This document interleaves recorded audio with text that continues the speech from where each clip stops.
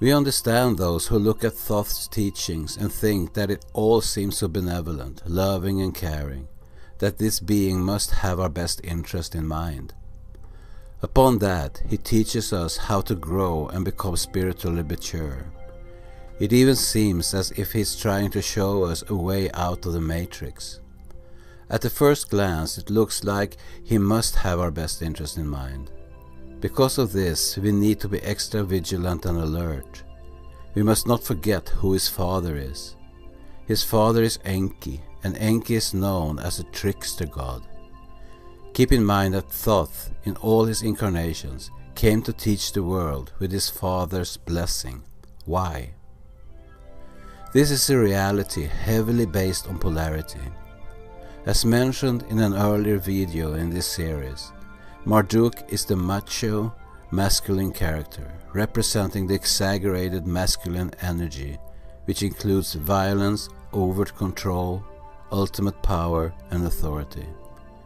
Enki, on the other hand, is the artist, the scientist, and the more spiritual being of the two. He represents the feminine aspect of polarity. He is the nurturing, caring, and loving God who expresses these attributes via his son, so he can get what he wants from us, which is food, worship, and power. We could say that Marduk is the overt narcissist, while Enki is the covert narcissist. Enki knows exactly what he's doing and how to get what he wants from us, and he's quite successful so far. Thus, those who are Marduk's, Satan's followers, practice the black arts, which are pure masculine, dominant and controlling, while those who are Enki's followers, often unbeknownst to them, practice white magic and choose the spiritual path. When we decode Thoth's teachings, we need to remember his father's character. Those who have read the Wes Penre papers, WPP, know exactly who he is and how he is responsible for having started the mess we're in. Therefore, it should be obvious that his son, who runs his father's errands, suddenly won't magically turn this around, return to his father's abode after each incarnation, get a pat on the back by his dad, and then be sent back again if there isn't an agenda behind it. Enki knows exactly how our minds work, and he uses this knowledge against us. Marduk is the lord of this world, while Enki is the lord of the ether. Marduk has set up this matrix so we all get traumatized as much as possible, and when we feel we need a break, Thoth comes to our rescue to give us hope. This way, the gods can win over humans of lower vibration, who dramatize Marduk's persona, but also lure in those who grow spiritually via Thoth. Thus, it doesn't matter whom we wittingly or unwittingly follow, Marduk or Thoth, because we still end up in the same place, which is in the realm of the gods, and ultimately in the singularity. Thoth, in his different incarnations, is teaching us that there is a way out of this prison, and he gives us ideas where and how to look for the exit. However, he is quick to point out that on the other side waits the father, Enki, to take care of us. Thus, what he is preaching is not the way out. It's a clever way to win over the heart-based souls who otherwise might find the real exit. The more we learn about Thoth, it becomes both logical and evident that Thoth over time has incarnated on all continents to spread his messages. As mentioned in the previous video, he has had a lot of different incarnations among humans. In the first video on this subject, we made a list of beings throughout history who were Thoth, or pupils and or messengers of Thoth. However, we realized that we only scratched the surface of all his incarnations, in which he has enlightened mankind. The list is much longer than that. Obviously, we can't tell the story of all these teachers in this video series, or it would probably be almost endless, but we will explore the most memorable. On the flip side, not all teachers and enlightened people throughout history were Thoth either. Some of them were just expanding on concepts that were previously taught by Thoth, and thus they brought the ideas and the civilization forward. The common denominator for Thoth's presence has become obvious to us. What we're looking at here is sudden major changes in civilizations and locations around the world.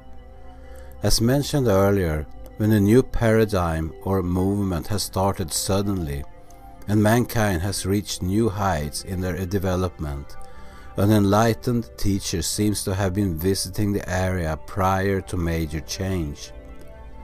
Moreover, there are distinct similarities in the teachings between all these teachers, which is an indication that these teachers are one and the same, but in different incarnations. Thoth did not only teach religion and spirituality, he educated us on many different subjects, such as astronomy, astrology, agriculture, stonemasonry, mathematics, alchemy, architecture, science, and languages, and he taught people to write and use different tools. In other words, he came to create civilizations and to bring tribes and already existing civilizations forward. By using these guidelines to find the places where Thoth was incarnated, any of us could start researching and find more and more of these teachers all around the world. We think we dare say that if Thoth wouldn't have been present on Earth, we would never have had any civilizations on the planet. We would probably still be living in tribes and smaller communities. Thus, we come to the perhaps most important reason why Thoth came here in the first place. As the readers of the WPP know, we started out on Tiamat as Namlulu, the primordial womankind, long before the invasion. We weren't here to create civilizations. We were here to experience a harsh environment, and alone and in groups, our mission was to figure out how to come out of the experiment with more love and compassion than when we arrived. We needed no civilizations, no technology, and no knowledge about science, mathematics, and all the rest of it. All of that would just have been distractions. However, when the overlords took over, they had their own agenda. They needed us to develop in a certain direction so that they could eventually have full control over us. The singularity is their next step. If we would have been left alone, we would have hardly developed any of the skills many people value so much in today's society. Therefore, they needed to educate us. The best way to do that would be for the AIF to incarnate here and give us the knowledge we need, and this is where Thoth came into the picture. He helped us to build cities, use technology, learn about genetic engineering, build civilization, and Marduk taught us to fight wars. Thoth also taught us astronomy, astrology, mathematics, and the hard sciences, none of which we would have figured out on our own. How could we? Unfortunately for the AIF, the progress with humanity got interrupted when the Orions decided to end the experiment with the Great Flood, and they had to start all over.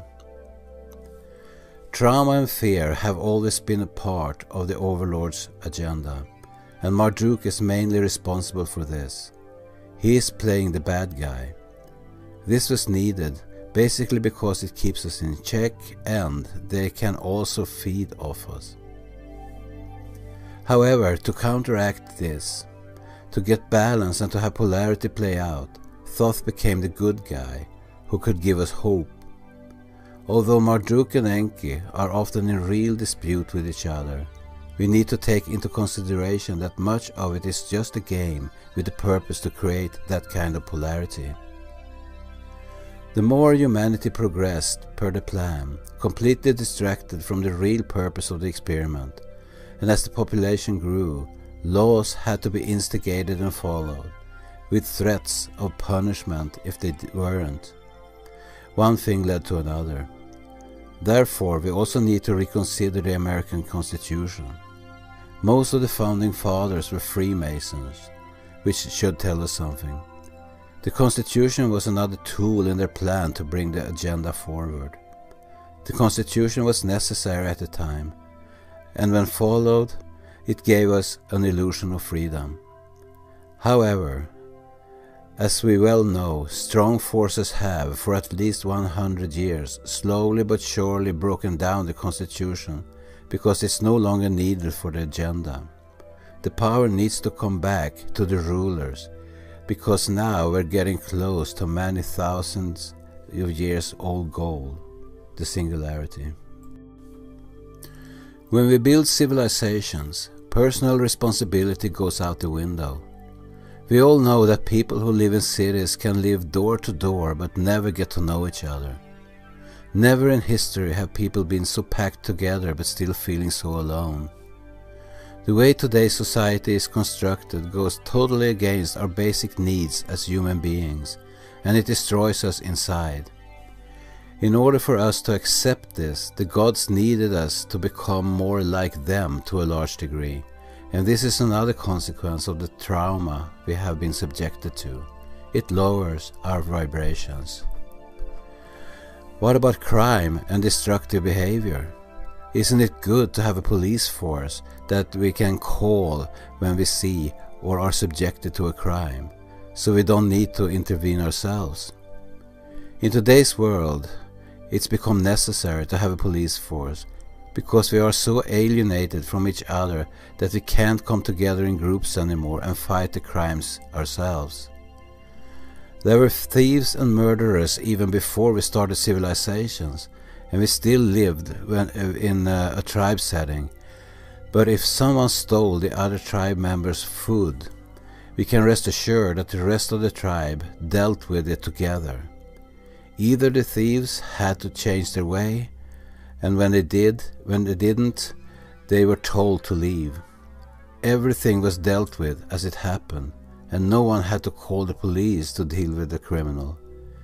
People worked together, and they took responsibility without putting responsibility on others. These days, we almost always rely on outside forces to be responsible for us. We hope that this will bring some additional understanding on why Thoth's presence has been necessary more or less from the beginning. We have, in other words, been very sidetracked at best, and are being led to slaughter in a singularity environment at worst.